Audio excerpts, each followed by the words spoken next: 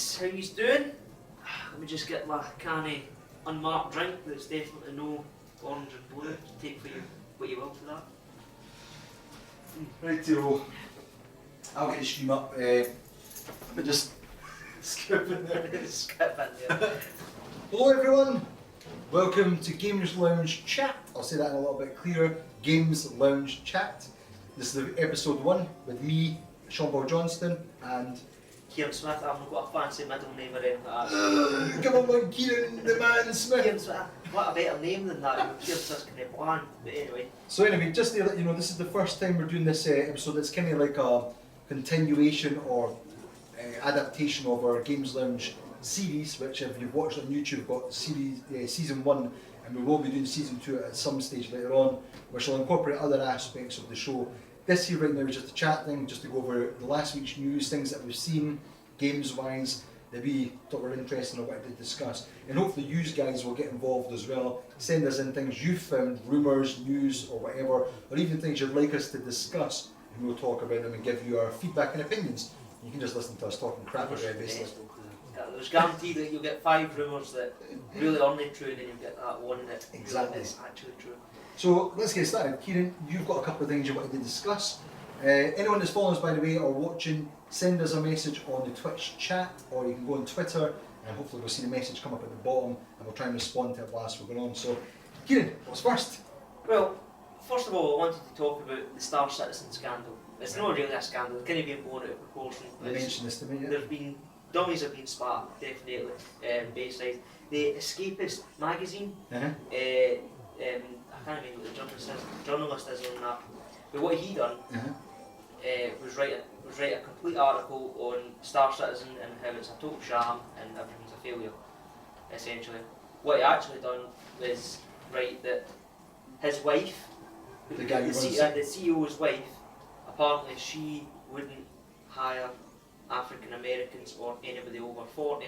Hey, what's that got to do with it? That's just what anything that's kind of racial or age discrimination, anything like that. It was about the fact that it was harder to fire the people because either their age and things, and because of their race, they thought they'd get in trouble for it, so she just wouldn't hire them. And that apparently she was trying to fire people just for no reason at all. Okay. And the sources for this, apparently 7 people independently that used to work for Star Citizen actually went to the Escapist magazine and said about it. And you're like, geez, oh man. But there's rumours here and there. I think it is all rumour, to be honest with you. I don't think it's actually full on yet. I wouldn't say it was actually all true. This is Star Citizen, Star the most Citizen. funded game there was. Well, here's the second part of it. Yeah. Second part of it is that the $90 million that's been raised so far, apparently they've just spent it all. They blew it on coke and hookers, all that kind of stuff. They've just went crazy with it. No, apparently the CEO and that's been embezzling money for the company. The CEO and his wife have just been kind of on the side. So exactly what I'm talking about, what we've been talking about before is these companies, man, you've been crowdfunded $90 million. That game should be well ahead of what it is. And what's going to happen eventually is they're going to keep at it for another year or so and go, listen, just release it as it is. Whatever will go, just release it. And it'll be the most rubbish game you've ever. Like, you'll not be into it, you're like, well, hold on, I'll put like $100 or kind of a couple of £100 in it. Put thousands into it. I know, and what was the point in it? There was there was absolutely no point in it. But the stuff they showed so far, like the sort of demo levels of when they went to the planet and they were doing the first person part, or third person part, one or the other anyway, and some of the space matter stuff they showed, they looked really, really good. It looked like it was coming along really well. So, is that just... Well, it is going really, really well. No, it is what they've done so far is amazing. But that's it. Apparently, this is rumour again, they're doing $8 million. They've blew through $90 million and they're left with 8, and they've not got enough money to finish it. So they need to do another crowdfunding routine again. Is this what they're talking about? No, I think this is what's going to happen. They're going to need to do another round of crowdfunding to just basically get the money back that they blew on whatever they want. See, well, there's things that have been happening with a couple of these, like I said this before, you obviously know I'd be into this, very like Kickstarter. There's loads of games that have come out of Kickstarter where companies like, it was Two Cans or Twin Cans, the one with Peter Molyneux where he done his game, and he was trying to get crowdfunding. Now to me, the whole point of Kickstarter and crowdfunding, the very name of it is because it's for people that didn't have the money or the resources to make a game. That have got a good idea, they go in there and people can invest. Normal people like gamers can invest in something they're interested in, and someone that's not got the resources to make a game. People like Peter Molyneux or even Sega or any of these companies, Capcom, the guy that's doing the new sort of kind of Mega Man game, Mighty Number 9, I forgot what his name is now. Games like that, I really think these guys have been working in the industry for years. They've obviously got a decent bit of cash. Why are they not funding these stuff themselves? Maybe they are, I don't know. But then you've got things like Star Citizen, 90 million. It's like, and they might potentially be asking, if it is true, the rumours, might be asking for more crowdfunding. To me, that's taking the piss. It's like, they're out of money. yeah. But the fact of the matter is, how can you go through $90 million like that? I mean, Grand Theft Auto 5, look at that, how much content is actually in Grand Theft Auto 5. And you've got to say to yourself, what, I think that was like, what, 200 million they spent on that? I don't know how much they spent there. It was the most expensive game of all time, whatever it is. That's fine. Wasn't that Destiny? No, Destiny was 500 million. That's fine, it was like one of the highest ones, But hey, look at how much content you're actually getting for that. Star Citizen's like, it's like a tech demo. The whole thing is like a big tech demo where here's a wee bit here, here's a wee bit there. And do you know what's really stupid about it? Is the guy who made the game, the first one, has a really good reputation for making the previous game, and now he's just screwed himself up. If that's true. The CEO, what's his name? Chris Roberts. He's now going to sue Escapist magazine for that article. But what actually happened was the article, the guy that made the article said we gave him 24 hours to respond to an email, and Chris Roberts said, I went into a spam folder. Yeah. I'm sure he did. So, no, that sounds like a lot of BS. I went into the spam folder that says, this is how many fucks I give. There's a 0.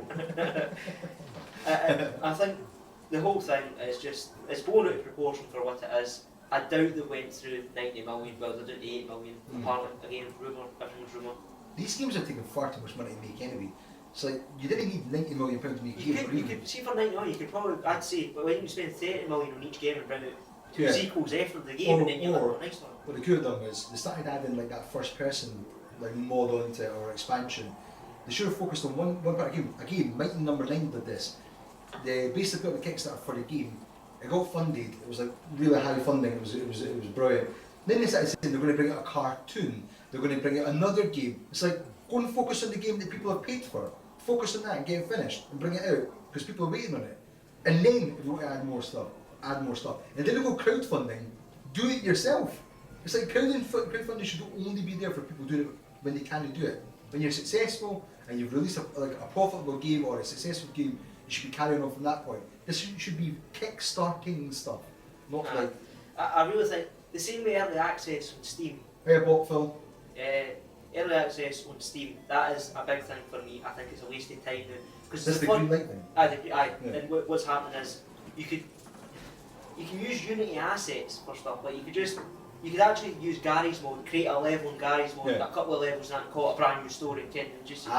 Well this leads on to one of the things I was going to mention. We get this weekly magazine, MCV, it's a UK magazine. It's like an industry magazine that tells you about local businesses and things that have been happening within the gaming community and just general stuff. One of the stories in this week's one was talking about digital games and how you're now protected under digital games. It's the same consumer laws, in the UK at least, as you do for physical copies. So games that came out like Arkham Knight or whatever, where there was loads of like flaws and problems with it, you're now protected and they have to refund you by law if you think the game is flawed like that. So unless like, they'll have like a grace period where if there's a fundamental flaw with a game on a technical level, they have to fix that within a certain time. If not, they have to give you a refund within 30 days. So these companies that are making these games, especially digital stuff like Greenlight and Steam, where they make a game where there's loads of flaws and they know it, and you know they know it, because they're just going to patch it a year later or 6 months later, whatever, they're going to have to stop doing that. So they're in quite a lot of shit right now for doing this, because there's so many games that came out. What was the one that was The Sims? Oh, that was absolutely horrendous. Yeah, and everyone was crazy about they want refunds and they gave the game for free for people. Stuff like that is hopefully going to get eliminated by this because you will not be able to just rip people off of this kind of stuff. Release a game that's 50% completed, then patch it up later on. It's like, stop doing that, man. As you said, you've got things like Rockstar makes Grand Theft Auto, 5 years in the making or longer, and they've spent all that time making the game, filling it with content, and then when they put it out, even if there's a little bug here and there, you're not that bothered because you know the game's got so much content. It's the overall package, so Exactly. that's what you're paying for. I'm happy to spend 40 quid on a game as long as I'm getting the full game. Yeah. I'm like Destiny really annoyed me with this. And the fact that they actually released that, the whole game, you played through it, whatever, it was great, you really enjoyed it, but you felt like they were intentionally taking bits out, just so they can add DLC. See, day one DLC, go and get rid of that. That's really annoying. The problem with that though, there was a thing where it wasn't The Escapist, it was something like that, where they were talking about, I think it was, what's his name? He's quite a fat guy, black, he does loads of like scamming videos. Anyway, what he was saying, he hates that as well, because what you've created now is this industry where before a game even comes out, they're now saying that you've got to pay for something to unlock something or to add this bit of content in, and it's like, well, no, you just make the game, then we'll pay for it, and then you add extra stuff to it. There was something with it was Deus Ex, the new one, and Square Enix had put something up saying, depending on how many people, I think it was pre-ordered the game, if 1 million people pre-ordered something, it would unlock a part of the game. It's like, what? And he was raving about it, and I was like, fair play to the guy, because that's a total piss take. Just make the game, if it's delayed. Shigeru Miyamoto said like a great face. Nintendo is a slave for delaying games, and this may be their flaw, they shouldn't have announced them until they're more ready, but he came with a phrase where it says, a bad game or a rushed game is always bad, whereas a delayed game can always be better. Something along those lines, if you may put the phrase wrong. But that doesn't always work either. Yeah. Look at Watch Dogs. They delayed that was supposed to be released in October, but it ended up being, was it the March or something in the next year? But it was still rubbish. Yeah. You know, I played through the game, it wasn't up to what they were making it out to be with the trailers and stuff, everything that was happening. You're like, this game's really, really exciting. It's like Grand Theft Auto, there's all the hacking abilities and that. You're like, well, this is going to be amazing. And you're really deflated with the whole situation. Hey Dark Fusion, how you doing? Yeah. Dark Fusion's 178. There's people with these names, man. Where's the 178 come from? Tell us what you think about the Star Citizen and download content for games and what your opinion is, if it's something that you're bored about. I know I buy games and I pre-order them and they come with bonuses, but I'm kind of part of the problem as well, as I should really hold off doing that kind of stuff. You really should, because it's the same. I think a really good example of that is actually, what's it called? Dying Light. Dying Light had a Be the Zombie edition, which is, you got to be the zombie, and a part of the game is a multiplayer game. You could go into other people's games and attack them as Be the Zombie. Yep. And that was supposed to be a pre-order bonus, I'm sure. Yeah. Correct me if I'm wrong, but I think it was a pre-order bonus. And what actually happened is, I bought the game, what was it, 6 months down the line? But I still bought it anyway. I didn't pre-order it, I just bought the game off Amazon and I got Be the Zombie. It turns out it's just part of the game then. But that comes into the thing that I was telling you earlier, where people really, we've got this frame of mind now, especially with games and stuff. You want the latest game before anyone else. You want the latest console, you want the latest computer. You're never happy until you've got the latest one. And even when you get a game, it's like, you're like, oh, I'm waiting for the next game now. It's like, play that game, it'll last you for 6 months. I'm not interested in that. Yeah. I need it now. I need it now. But people should really hold back, as you said. There's consoles in that come out, and 6 months down the line, or a year down the line, you'll get a price cut, they've got more games, so you kind of avoid all that stuff. But then you suppose you've got the counter argument where people say you've got to have that sort of kind of initial support to get the games getting sales in the first place. Some games only get like a couple of weeks of sales and then they totally die off. But that might be as a symptom of the download content in the pre-order scenario. Like, see when they release a season pass straight off the bat, Forza's a nightmare for it. Where you've got a season pass straight away that gets shoved in your face by a season pass and you've got DLC down the line. What a total joke. You know, what's that actually about? You're like, I've not even played through the game and you're already trying to shove a season pass down my throat. Oh, here's all this extra card, pre-order bonuses. I was a sucker for it, because Forza 4, I bought the limited edition just because I liked the boats. That was mainly why I bought it. You had all these extra cars and stuff that nobody had. Everybody's got them because they just released it later on anyway, and these DLC parts, car packs and everything. You get it for cheaper now as well, probably. But see, like, I didn't mind a car, like if I go Forza 6 for example, and then 4 months down the line they brought out a car pack, I'm absolutely fine with that. I wouldn't bother because it's cars that have developed out of the 4 months. But see, day one and they say, here's a car pack, you're like, all these cars should be in the game. Yeah. Every one of these cars in that car park, there's 10, 20 cars, whatever, they should already be in the game because it's day one or within the first month. You shouldn't be releasing DLC straight away. It's like, especially when it's on the disc as well. Or that infuriates me when I buy DLC and it's 37 kilobytes and you're like, that's just I'm not key there. That doesn't. I'm not actually downloading any kind of character, any kind of story, anything. Nothing. It's already there. That's infuriating. That's what. I think though, like a lot of these companies, they didn't realise that in a long-term scale, and this is why you get companies like Rockstar, Nintendo, the Uncharted guys, whatever the name is, but you get these companies that have been around for years and will be around for years, is because they do actually treat their customers with a bit more, I suppose, respect. It's when you get companies that take the piss like that. Ubisoft's done it a lot with a lot of games recently, where you get that consumer remorse or whatever, where they're just like, I actually resent buying that game, and then you start to hate the company for doing it, or the developers. And it's not even their fault, the guys making the games, it's the guys up top, the big wigs, screwing things up, trying to make more moolah from you. It's all about that, the sheets. But what happens is, down the line, you end up getting this like apathy towards them. You're like, I don't actually want to buy this stuff now. And you're like, right, I'm just going to forget, I'm just going to like not even support the company. And then they start dying out, people are like, oh, it's such a shame this company went under. But it's because they actually perpetuated that themselves. They created that whole idea behind them that you didn't want to support them. It's like, well, because I bought a game for them, and 2 weeks later it came out for half the price. It's like, I didn't trust them now. You just didn't trust these companies. Just totally screwed you. That's all it is. That's just, I think that's just the gaming industry nowadays. I think it's totally screwed up. The green light, everything like that should be for people that really cannot afford to set up on their own and do their own thing. Like if we wanted to create a game, we'd use Steam Greenlight, this is our idea here, we've got a part of the game. We're not making a green light game, but we did. No, yet. But that, it's just, I think it's a total joke now. Things need to get sorted, but I doubt it will because it's all about the cash and they're making tons of money for it. Alright, send us your comments on that, like I said, let us know your feedback on that. Move on, what's the next thing you had? Far Cry. Right, I've only seen the name of this. I've missed it again, I've been quite lazy, I've not checked much stuff this week.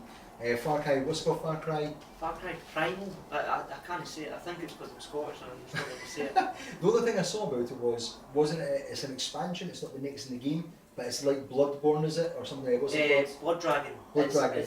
No, it's a full-on Far Cry, it's not a continuation. It's not Far Cry 5 though? That is Far Cry 5. Is it? Aye. Okay. It's a full-on game made by the people that made Far Cry, there you go. It's coming out next year, February 16. Looks amazing. Absolutely amazing. I loved it what they've done with it. I think it's a total new direction that they're going, which is fantastic. Everybody's saying, don't know, because there's no vehicles. There's absolutely no vehicles at all, like what you had in Far Cry 3 and 4, because that was a big open world, you climbing the towers, all that kind of thing. Guns, there's no guns either, because Primal's set, it's the Ice Age style where Neanderthals essentially. And what you need to do is your hunting party's killed, you're out hunting a mammoth. That's what you do, you've got spears, bow and arrows and that, and you're hunting a mammoth. Your hunting team party gets absolutely wiped out, and then apparently you need to build up your base. Really? A new community, you build up all your people and that, and then you create a base and you get more and more stuff, and you expand out essentially. And you've got obviously other tribes that try to take you out as well. So what's this one about then? This one, Primal, that's what it's about. Oh, that's what it's about. Right. I thought it was the other one, the previous one. No, Far Cry 3 and 4 is modern day, Right. but this is set like 10,000 BC or something, like really far back. Isn't it Ubisoft that's making the game? What's the game where it's like the robot dinosaurs? Robot dinosaurs? Aye. It's no mate, it's Insomniac or something's making that, I think. Robot dinosaur? What game are you talking about? I'll find the name of it afterwards. It's a game where it's set like Neanderthal times as well, but you're like a hunter and is the it world's... a survival of all? No. And it's like the whole world's basically civilization's kind of gone tits up, and you're back to almost like hunter style, and you're in like... I know what you're talking about, the ginger lassie. Aye. You showed me the video. Aye. Oh, I can't remember the name of it either. I forgot the name of it now. But I know what you're talking about. Aye, that looks amazing. Yeah, I thought maybe it's kind of like that though. But it is, That is the past. That is probably the past. There's no dinosaurs, absolutely. Because High dwarf face. they're being scientifically accurate with this. There's no. Yeah. There's absolutely none of that. But there is, like, I'm sure you can train a saber-toothed cat. I'm sure that's going to come into it. You can actually train it and that. You like, nice one. So wait, it turns into He-Man halfway through, and you jump on it and you're like, I have the power! No, it's not that. It's not that game, it's a different game. It can get pretty scary as well. When you see it in part of the trailer, you had these obviously torch. It's crafting as well. There's no money or no money currency or anything. Sewing in a game? Some sewing, yeah. Haberdashery? It's all about crafting, essentially. The whole thing is crafting, building up like your houses and that. Say houses, huts, more than likely caves and that you're building up, which I think will be pretty good. But there's been a lot of, it's like, we don't really know what's going to happen because they're moving away from that Far Cry element where it was about the guns and the vehicles and that, and just wiping out enemy bases and stuff. And you're going back to sticks and stones, if you like. Cool. But the fact that they're doing that, I think, honestly, I take my hat off to them because. You've got that on. You take off your metaphorical hat. Metaphorical hat, yes. Because they're not doing what Call of Duty and Battlefield's doing, which is rehashing the same thing over and over again. That's all they're doing. Which is what more companies need to start getting into. I think, taking risks, essentially. Doing something a bit different. Far Cry is built up this, for Far Cry 2, and then 3 and 4, it's all about the guns, it's all about the vehicles, and taking over bases. But now they've just went a totally new direction, and it'll work out great for them. Because you'll play that game, I've not seen a game like it, in this generation, PS4, Xbox One, I've not seen a game like it, anything like that that's coming out. So they're doing something totally different, totally off the books. It's just went a completely new direction, and I completely support them for it. The lack of vehicles and guns doesn't bother me. I didn't mind that using spears and bow and arrows and probably slingshots and stuff as well. I don't mind that kind of stuff. I think that's great. It's a new game. It's something you can get interested in. Because see if they just run with Far Cry 5 and it was the same kind of story of Tropical Island or something, or just somewhere in the world and you had guns and all that. It's kind of the same story. Call of Duty, Battlefield, what they're doing, the same thing, just rehashing it. They're doing something totally different, and I think it's going to be an amazing game. We'll definitely do a playthrough on it. Game feedback on that one, send it to us, we'll see what we think. Talking about Battlefield, that's one of your other stories, isn't it? Battlefront, sorry. Star Wars Battlefront. My God, it's a total joke. In what way? They tell them the good jokes and stuff. You've got the Battlefields, you've got Bad Company. Bad Company I think was one of the Bad Company 2. I liked him better than the actual Battlefield games, but I've played Battlefield 3 and 4. And then they brought out Hardline. Battlefield Hardline was just a reskin. It was Battlefield 4 reskinned into police, like cops and robbers. That's all they've done, they didn't do anything. And with this, even though it's Star Wars and people's going to get really nostalgic about stuff and they're going to see the AT-ATs walking about, the horse and everything, the Jet X-Wings and stuff flying about. That I like it. Graphically, it's amazing looking. Honestly, I think it looks fantastic. Yeah, I've seen it, looks good. I like all the new weapons that they're bringing out. I like the fact they've got the signature sounds in there. It's just Battlefield reskinned again. It's got that same feeling about it. In my opinion, for what I've seen, I've not actually played the game, so maybe my comments are completely invalid. Maybe it does feel different. But just looking at it, looking at gameplay of it, it just looks like Battlefield but reskinned. You could mod that into an old Battlefield, but it looks obviously no. Well, that's what I've heard people saying as well. It's like, see, I've never really played the Battlefield games, so for me it's kind of irrelevant to me anyway. But all I saw was I just thought it looked quite cool as like a Star Wars thing. And coming up to the Star Wars release in December, it's like they're obviously just cashing in on that. It looks phenomenal as a Star Wars thing, and they'll probably make millions of sales just purely on that alone. But yeah, I think again it's just another reskin. It is. I've played most of the Battlefields. I think it's a total reskin. They'll obviously add wee bits and pieces, but they're another one of the companies what we were talking about earlier. They release battle packs and stuff, which is like EA though is always. I know it's EA. EA is a joke, but they're going to release. Oh, here's some battle packs and that. You get new weapons and that. Go and just give us a full game and then add DLC that you can buy. Look, if I want to buy an M16 before my time, like if I want to unlock all the guns in that class, then that's pay to win. I didn't want to do that. I didn't want to buy like 5 gold battle packs and I get the best gun in the game. What's that about? And that's pay to win. You're trying to stay away from that. And free-to-play games are a nightmare for it as well. But the fact that EA is a AAA game, the Star Wars Battle, and I guarantee you, the very day release, with all these battle packs up, DLC, everything they want, and it's exactly the same story. Well, I was watching one of the other streamers on Twitch, a guy called Lyric. If you go and check his channel out, he's got millions of followers anyway. But I was watching him playing Battlefront. It's Battlefront. It's Star Wars Battlefront. I was watching him playing it, and that's what he was saying. He started playing. Now he's obviously a pretty decent gamer. He started playing, and instantly he was saying that there was guys who were overpowered because they're like on these special shields and everything. But it makes you think, well, like this happens in these games. It's kind of, unless you're a competitive gamer or you've got the money to buy this stuff straight up front, which no everyone does. Some people will have enough money to buy one game like a month or something or a year. It just kind of takes a lot of the fun out of it. It pisses you off a lot as well. It creates that really annoying sort of kind of thing. It's like, nah, I just didn't much support it now. Pay to win is a terrible idea. It just is. You didn't need to add anything to it. If something's pay to win, I didn't want to play it. I tell a lie though, because I do play World of Tanks. So I'm bad for it. Shredder says, we're talking about games. He said, I have something to say, add more jiggly physics. What, are you talking about Star Wars Battlefront? Or are you talking about something else? I don't care what you're talking about like Dead or Alive with their boobs jiggle. Is that what you're talking about? I don't know. Oh no, they want to replace us with hot women. Listen, me or me. I know. If there's any hot women out there watching, you want to take their place, listen, I'll take, there's my job, take it. I'll happily trade it. I don't know if you guys got any stuff you want to send us in. Regarding the EA thing, regarding the game, EA's been doing this for years. I don't think last year they won it, but the previous 2 years, they won the award for the worst company. I know. They come at it as, we're really proud of this, we won worst company again. We're trying again, I know. That's like, no, that's not a good thing. But you're fired. You're fired. Is it? Hey, whoa, we're not going to win.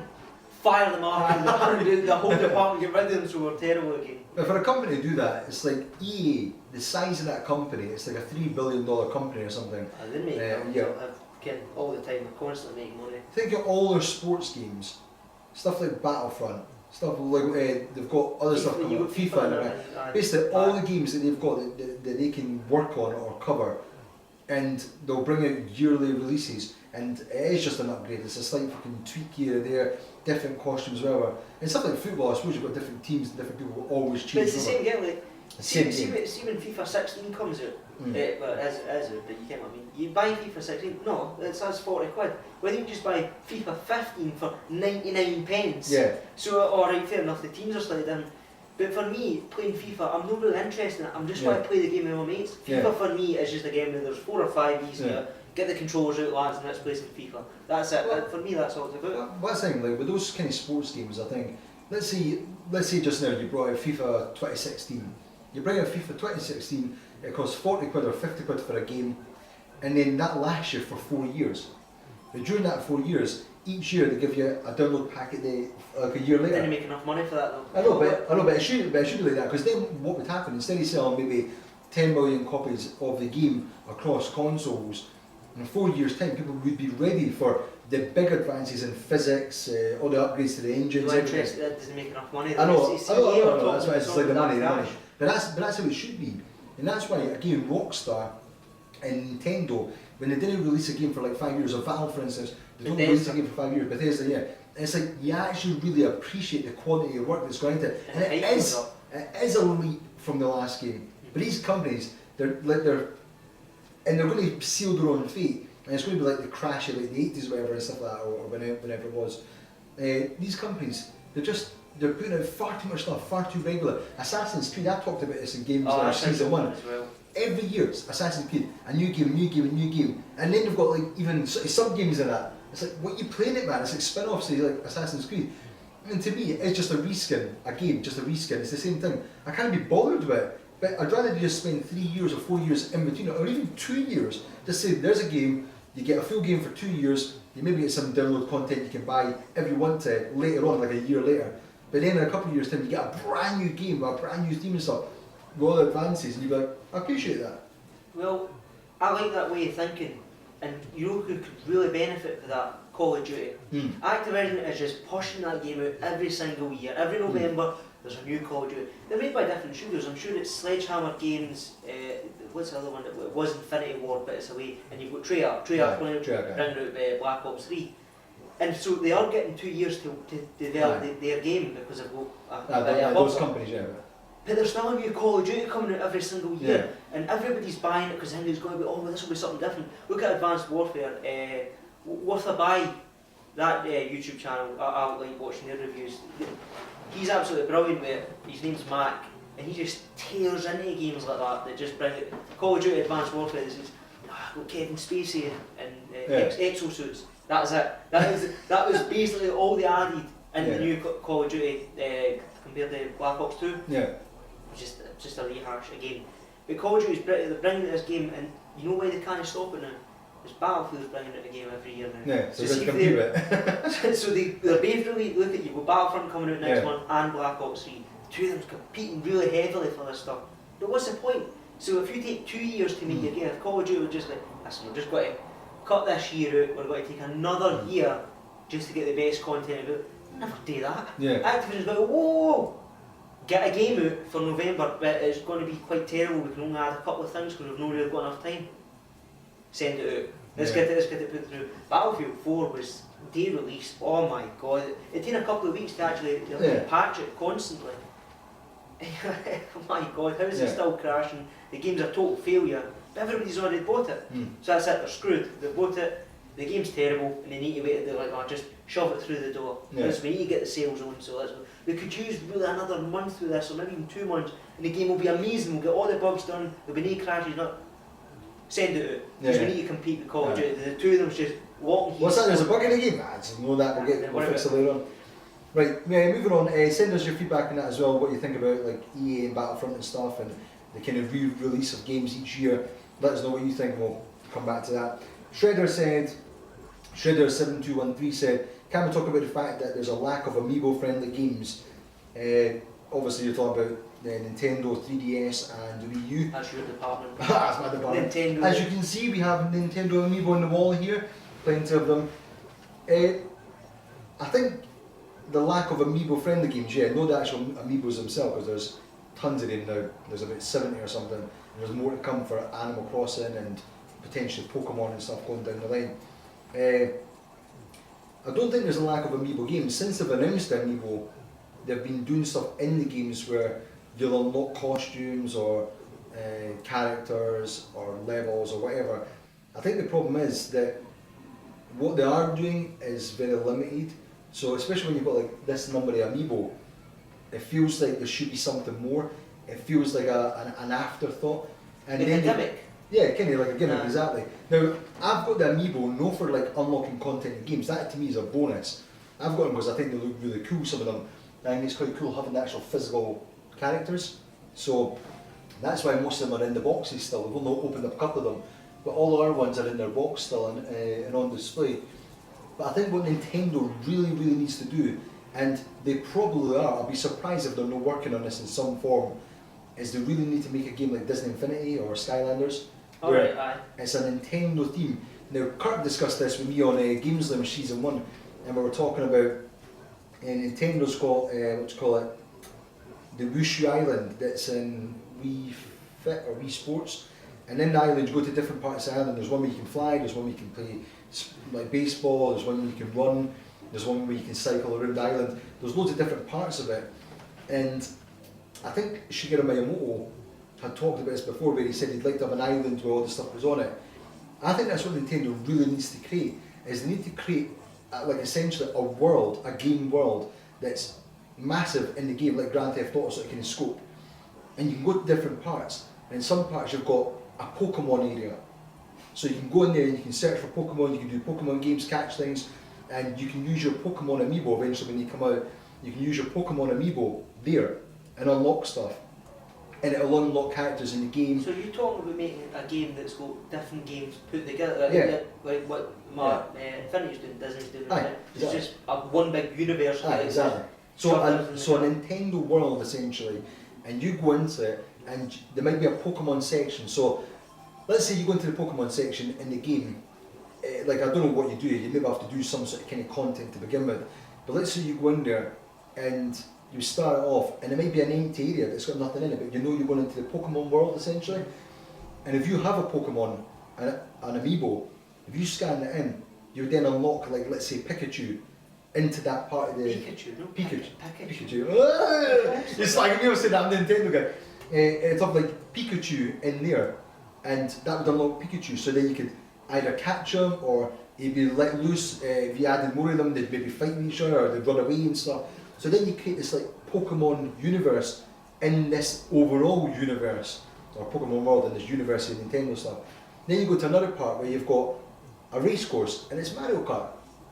So then you can unlock It's all the same game. It's all the same game. But you think about it, if, let's say there's like loads of games that go free to play right now, and then they've got download content. Now, I know we were saying we didn't like that kind of idea, but it's because it's been done wrong, that's why.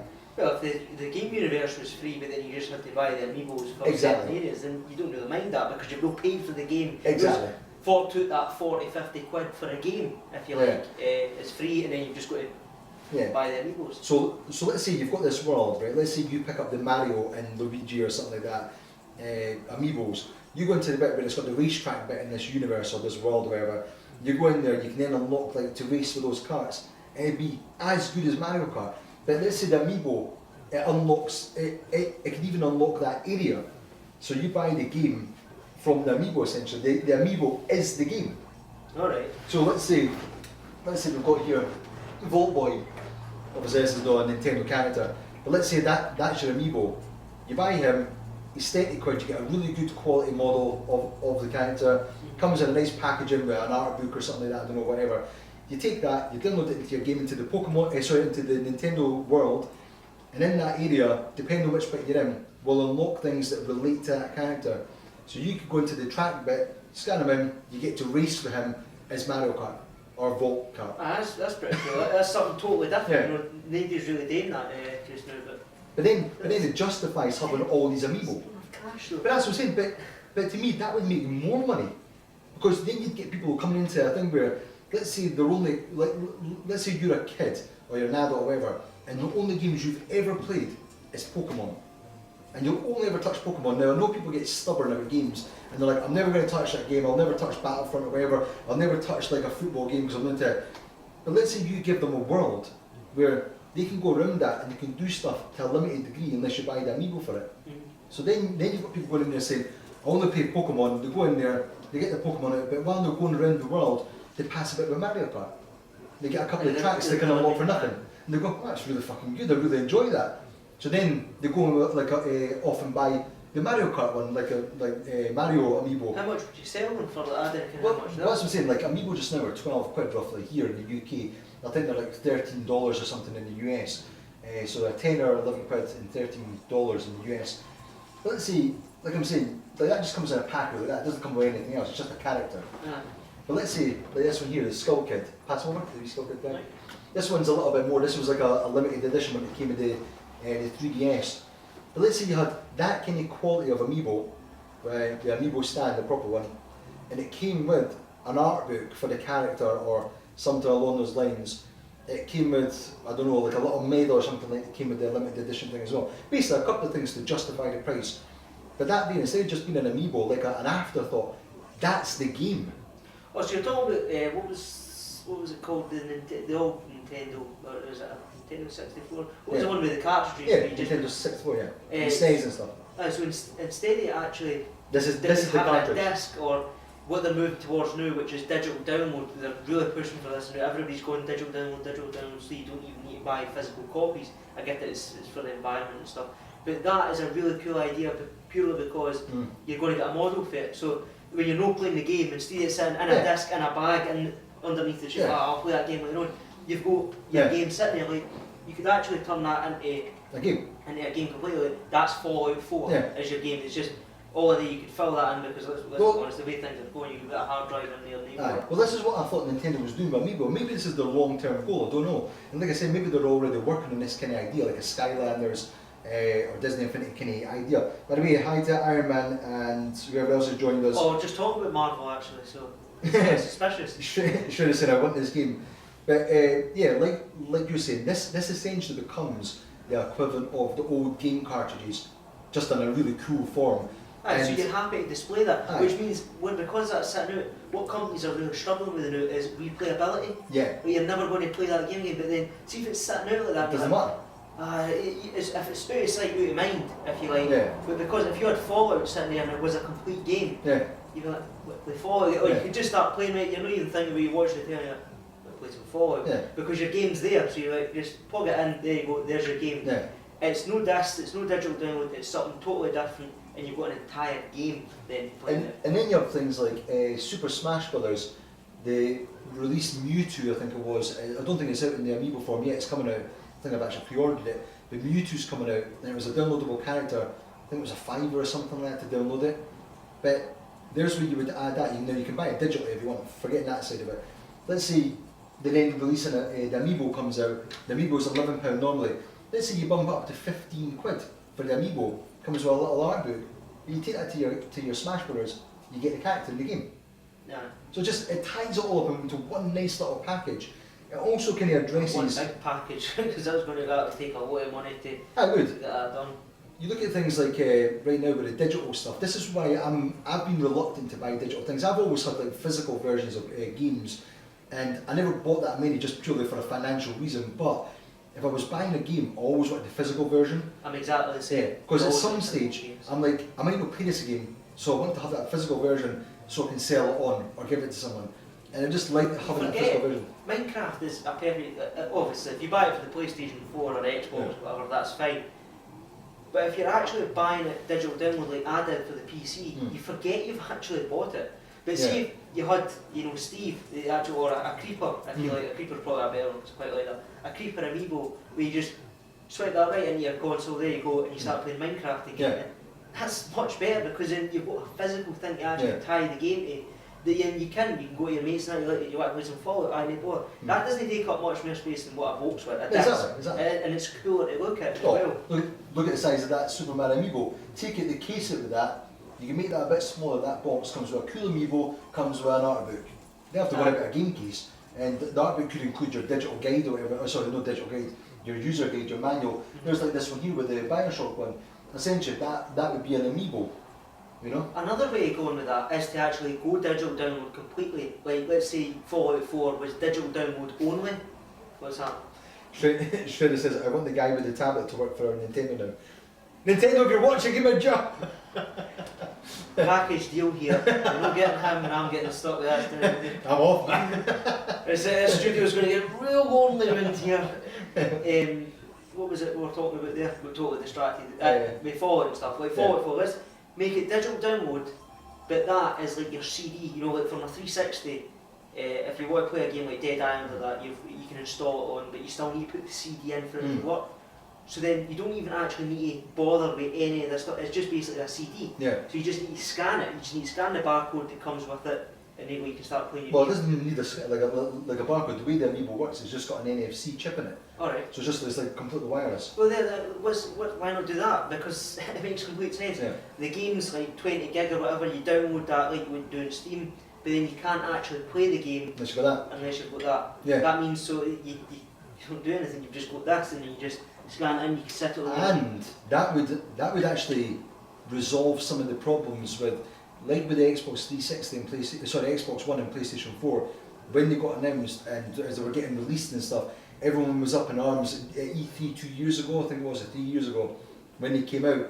Everyone was up in arms at the fact that you couldn't play backwards compatible games, and you couldn't sell your games on and stuff like that, you couldn't bring your old games into it. And everyone was raging about it, and Xbox got the big brunt of that because they were the ones that were pushing it, digital stuff and everything. Funnily enough, Sony actually kind of piggybacked off that and made it look like a positive, although they were doing the exact same, the sneaky gates. But one of the things was, they wanted to have like basically a DRM code that you couldn't play the game unless you were online to play it. And people were like, that's bullshit. And it was. But that would eliminate that, because you couldn't sell a game on to someone and keep it yourself. You couldn't get around that because you'd have to have that. So the download, as you say, anyone could download it, and it wouldn't matter because they can't play the game unless they've got the physical version. Essentially, you turn every amiibo into a key, and that's how you start playing the game. You download it. And that way you can sell it on if you want. If you want to sell it on to someone else, you just download the game, and all the person buys is what you want to sell your key for. So you download the game, and I suppose I suppose the game companies didn't want you to do second-hand games because they didn't make money from it. But you could have something like where you can forward on your key and anyone else can use it and you charge them a small fee or something like that. I suppose that's like one of the things that they were annoyed with, wasn't it though? Interesting. But I think with the games market, the way it is right now, we need something new, we need something fresh to really stir up the market, if you like. Every game right now is just coming out, it's exactly the same. Call of Duty and Battlefront, they're just the same game now. It's pointless, it's slightly different, I know, but they're essentially the same game. Yeah. This is actually going for what we did with cartridges to disc, and now we're going to digital download. Here's something that makes digital download seem better. Yeah. Because like what I said about Minecraft, I've downloaded Minecraft, I've got it, but I just thought it there that I've got Minecraft. I forgot about it for months that I've been got it because I've not been playing it.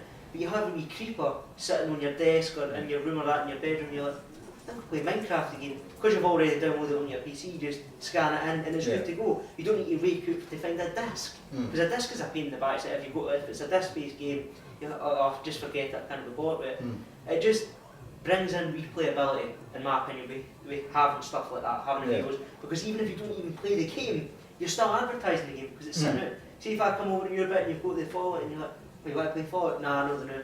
But then it's in your head, I'm going to go and play Fallout when I'm home. It just brings that element. It's like something as well.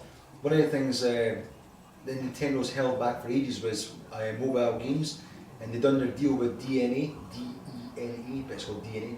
And they done their deal with DNA last year, just before, unfortunately, Satoru Iwata died, whatever. It was like kind of in the final stages.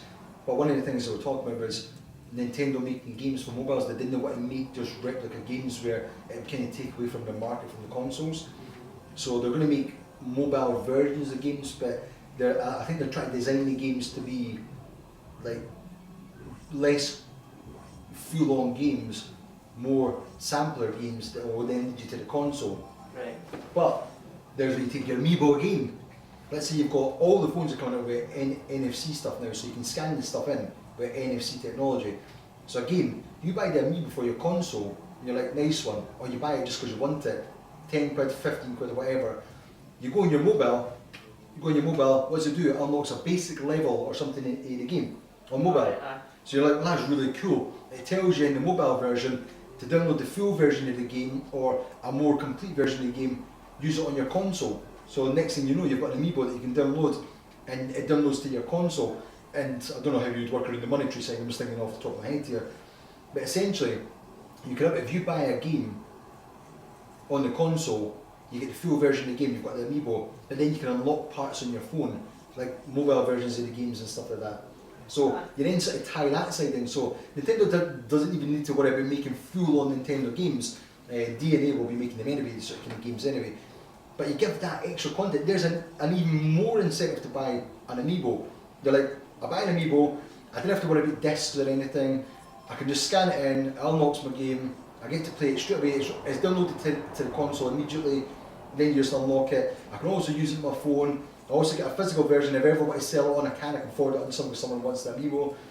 You've got a thing that lies there, it's inside, it doesn't have to go in a case and drawers. Two markets with that though, essentially as well, because people like models and stuff, like that's maybe all they're interested. They're not actually interested in the games, but they just like having physical models there. Shredder, thanks for joining us, mate. If you've not followed us yet, check us out on Twitch and add us there, or YouTube or anything like Facebook. We'll be doing this show, this is going to be a weekly thing before we do our stream later on at 7 o'clock. We're carrying on the stream. So if you're around at any point, check it out and again leave us feedback and stuff like that. But thanks for joining us and we'll catch up again another time, Shredder. Cheers. Sorry. What was I talking about? You hit two markets. You hit two markets because gamers then maybe get interested in actually having Amiibos as well, or that kind of thing. So you want to buy more and more because you've got more stuff. Yeah. It's like, see for Christmas with kids and that, and they just get a game, they know it's going to be a game because they know the disc size and it's just this flat surface. But see, you'd end up turning it into boxes again, which means it's more exciting. It looks like, for adults essentially, for the parents, it looks like you've given them more stuff because things are getting so expensive. But then they've got, even though if all they're interested in is the games, they're not actually interested in toys anymore because that's the way it's going. But they've still got something that they say, oh, on Christmas I got this, and then they can go and play it if they want. It just still means though that they have actually got something to show for on Christmas rather than just a thin box. That's all they get essentially. And like you can see like 3 or 4 games and that, you're well over 100 quid for these 3 or 4 games. But that's how much space it takes up. So then you've got this wee tiny pile presents, and you're like, but that was well over 100 quid I spent for Christmas, but it doesn't look like it. But you get 3 boxes, and that's 3 boxes powered high, and you get a lot more stuff, a lot more content. Imagine he came like that with an amiibo thing built into him, but let's say it costs 40 quid instead of 12 quid. That's not what this one costs, but anyway, let's say it costs 40 quid instead of 12 quid for these ones, but along with it you get a little bit of scenery. So like a bit of scenery from the game that you can stand on, but you can take it off again. So you can put it in the scenery so it stands there, so you've got a really cool model now. But you've also got the game built into it, and you can take it off and use it as an amiibo thing. That'd be awesome. Sideshow Collectibles, it does like models for Superman and Batman and game stuff and everything. They cost hundreds of pounds, the models, and they're phenomenal, like 9 inches tall. I'm not saying go to that length, but let's say for 50 quid or 40 quid, you get a really detailed, good quality model that size. It's not that expensive to make though, they're also selling a game with it. And it's more incentive as well to actually buy the game if you like. I think that the gaming industry is just getting a bit stale. Yeah, you need something fresh. Something to really shake it up in the gaming industry. It really does need something. But I think that could be it. It's a potential really. That's it, we made it, let's make them. I know, watch this. 2 years down the line, what did they two guys were talking about something? Everybody's staying it now. Well, we getting in it. Talking about that, we were discussing this earlier, what game Kieran's going to play next, because he's trying to avoid horrors, because he's shitting himself. But I was saying it may be good to play through the real Zombie U on the Wii U, because that's one of the games that was quite fundamental at the start of the studio and doing some stuff that we worked on. If anyone that's followed us before, you'll see we've done a short film called The Real Zombie U based off the game. It's just like a 10-minute short, but it was our first sort of kind of short film in the studio. You can go and find that on YouTube, research for The Real Zombie U. It's under Dead535, which is the previous studio name, but you can still check it out. I'm in it, obviously, starring the big man. And actually look the exact same, I just got longer hair. I was like a hobo in it as well. But what I was going to say was, when we were making that short film, one of the ideas that, it was actually Lindsay came up with it, and I sort of kind of tweaked it, but the idea was we came up with using QR codes on your phone to scan them in the film. So while you're watching the film, QR codes would appear, and you could scan those QR codes, and it would unlock additional content. Not unlock it, but you'd be able to get access to additional bonus stuff that wasn't in the film. Like how the scene was made, some kind of like what well, I done that was going to be I think it was going to be a behind the scene one. I don't think we ever got around to that. But for all the weapons in the shot, so we had like a knife, the handgun, the pulse rifle and everything, we had clips that went to that, and you could see all the details of the weapon, so it told you the kind of weapon, it told you all the stats and stuff. And we also had bits, before the film went live, we filmed promotional videos for each of the zombies. So we had QR codes, I think, going to those, and we also recorded voice recordings of the people phoning like their last phone call before they turned into a zombie. So we had like the schoolgirl was phoning her mum, she's like, "No, mum, there's a guy chasing me and that, he's bit me and stuff." And we had those, so when you scanned it, you got those voice messages, and it was just like these little things to tie it all in, and there was bits that would go on the website and stuff that people could find. But shortly after that, we had actually sent the thing to Ubisoft, who made the game. We sent it to Ubisoft, it was Ubisoft in France, Montreal I think. We sent it to them and we told them that we're making a short film for the game. They checked it out, really liked it. The guys who made the game actually wrote back to us and commented on Twitter and everything and sent us messages and stuff. Then we set up the game, it's across there. We sent the game across to them, we sent a copy of the game and we sent it to their studios, and the actual director and producer and everything signed it and drew pictures. It's so cool, but I don't get it, it's so cool. Where is it? It's here. That was before my time, by the way. I'm relatively new compared to that. I was when Shaun was much younger. So this is the game. Real Zombie is probably out of focus, but in the actual menu thing, we actually sent this to them. This is like the art book that comes with it, but they signed it all, and they said thank you for the Real Zombie U, and it was like from the guy Florence Sacro. So if you're watching this, Florence, cheers for this. But it's all the staff, well not all of them, but all the artists and everything, and the director and producer signed it all for us. I'll show you it. They signed it on the front there as well, Florence and Henry Gibson. Oh, that's pretty awesome. Yeah, look at that. It's like they even drew a picture. Look at it. It's right. So, but shortly after that, they were in the process of making Watch Dogs, and Watch Dogs is all digital and stuff. Now they might have had this idea before. I don't know. I'm not saying they stole it off us or they copied it from us or whatever. But this was before a lot of the stuff in Watch Dogs had been shown. So we had actually done this thing with the QR codes, and then all the marketing for Watch Dogs came out later on, and it had all QR codes. If you scan the QR codes, it unlocked this and that. And we were like, where did they get the idea from? Now, it makes sense as a digital game and stuff, so maybe they just got it and it was an idea they planned themselves. But nobody was really using QR codes. QR codes were dying. It's quite suspicious though that it's like you came out with that game and then suddenly the marketing department's like, I've got a really good idea. Shove it out there. But I was delighted by that because like if they used that idea or saw it, that was the idea. We wanted to create something that was unique and was not pushing the boundaries, but doing something that was unique and it hadn't really been done before. But it's an interactive film, essentially. Instead, you're based off a game. So it's like a game, you're interacting and you're part of the game, and that's like the whole appeal of games is you're experiencing it and you're part of it. And when you watch movies, and a lot of these movies based on games, it's like you didn't ever get that game stuff from it. It just seems like a film. So we wanted to create like it was like a bridge between them. It was like create a movie, a short film, but it had game elements to it. And it was like, alright, you can unlock things, you can do stuff, and you can find parts and stuff. So it was like a game like that. It was pretty cool, like. So yeah, we were quite chuffed for that. I seen it. I thought it was really, really well done. Acting was pretty phenomenal with that guy. But I think that something else needs to happen. I think that we've got some things in the pipeline anyway with that side of things. What time is it anyway? We're going to start wrapping up? Well, that's us coming up to about an hour for this first episode. We actually planned for 30 minutes, but... you know how it is, you start chatting. You come out with these cool ideas and everything. And so stop recording, we've got ideas, you cancel it. They steal our ideas now, damn! We will finish up just now, and like I said, we've got a stream on at 7 o'clock we're finishing off the last part of Soma with Kieran. I'm going to shit myself yet again. But we were on the final third of the game. I looked it up essentially, and we were on the final third of the game anyway. But I didn't look at any content, so didn't worry about it. I was still with shit fear. And we should finish that off tonight. So starting at 7, it'll probably go into about 10, 11 o'clock maybe. And we'll hopefully get that all finished, and you can enjoy that as well. So. Right, and until that, next week we'll have this going again next week from same time, roughly 5 o'clock till probably 6 o'clock now. So check it out. Tell us things you'd like us to talk about, things you'd like to see on this chat thing, and obviously when we get season 2 up, this might become part of season 2 where half an hour of the show or something is part of this or whatever, who knows. But let us know what you liked, what you disliked, if there's anything at all. I know we're cool guys, but anything you'd like to see, and we look forward to seeing you next week. And thanks to everyone that joined us, by the way. Bot, Phil, Dark Fusion, Dwarfface, Shredder, Iron Man, and anyone else that was on there that's no part of Twitch or anything. Follow us on our social networks and everything, check us out and spread the word. Yeah, cheers guys. Bye! Catch you later.